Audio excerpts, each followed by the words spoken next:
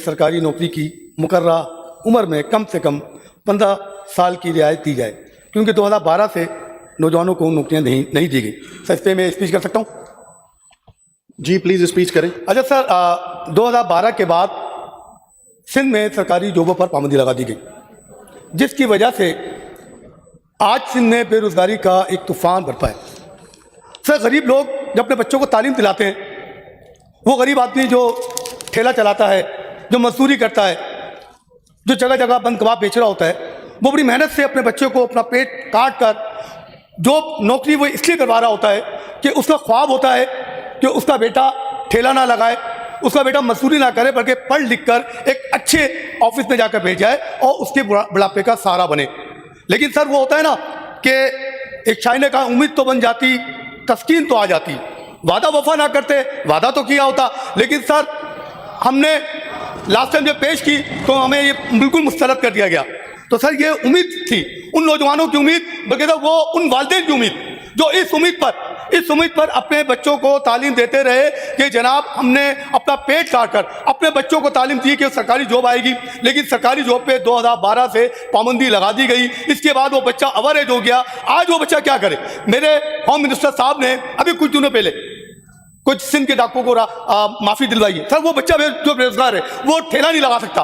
तो मैं तो ये बात करना चाहूँगा कि वो तालीम याफ्ता बच्चा जिसने गांव देहातों में गुर्बत में तालीम हासिल की, जब उसको दोबारा ठेले के पास, दोबारा परचून की दुकान पर भेजा जाएगा तो सर कुछ लोग तो कर लेंगे, लेकिन कुछ लोग नौजवान बिगड़ जाएंगे। सर, बेरोजगारी के अंदर अगर आप देखें डाकुओं की जो तादाद है, उसमें बेरोजगार नौजवानों की तादाद है जो दुनिया से माशरे से टकरा जाते हैं, वो दोबारा हथियार उठा लेते। तो मुझे उम्मीद है कि अगर सिंध गवर्नमेंट हमदाना तौर पर इंसानी हकूक की बुनियाद पर इस बात पर तवज्जो देगी तो मुझे उम्मीद है कि मेरा सिंध का नौजवान तालीम हासिल करने में कामयाब हो जाएगा। अच्छा सर, ये पहला वो नहीं है, इसमें सर सिंध गवर्नमेंट ने, सिर्फ सिंध गवर्नमेंट के अलावा केपी के गवर्नमेंट का नोटिफाई है, उन्होंने अपनी इश्तार भी दिए हैं और नोटिफाई भी।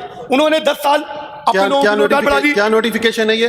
जी, क्या नोटिफिकेशन है सर? ये उन्होंने बाकायदा अखबार में इश्तार भी दिए हुए और नोटिफिकेशन 10 साल तक, क्या लिखा हुआ इश्तिहारों में? 10 साल तक जो है उम्र बढ़ाई जा सकती है। ठीक है सर। इसी तरह बिल्तिस्तान, गवर्नमेंट ऑफ बलूचिस्तान ने, सर इसका नंबर है, नोटिफाइड नंबर है SQR-R1, इन्होंने 43 ईयर तक नौकरी दे सकते हैं। अच्छा, तब पंजाब में इश्तारा है, पंजाब में इश्तारा आए हैं और ये हेल्थ डिपार्टमेंट का एक इश्तार है जिसमें उन्होंने जो है सर 25 से 45 साल की हद मुकर्रर की हुई है। इसी तरह सर 25 से 45 साल तक। जी जनाब, ये सर पंजाब की इश्तारत है हेल्थ के, उन्होंने अपने इश्तार दिए हैं। इसी तरह से सुप्रीम कोर्ट में एक साहब ने जो है वो आफ्ताब साहब नामी ने अदालत में रुजू किया, सुप्रीम कोर्ट ने भी उसको एज रिलैक्स किया, क्योंकि सीएम के ये खुसूसी इख्तियारात होते हैं, वो किसी भी मखसूस शख्स को उम्र में रियायत दे सकता है। तो ये आईनी हक आपके मौजूद है। मौदबाना गुजारिश करूंगा, दरख्वास्त करूंगा कि इस पर नज़रसानी की जाए और उम्र की जो 28 से कम 15 साल और बढ़ाई जाए। अच्छा, मेरे सामने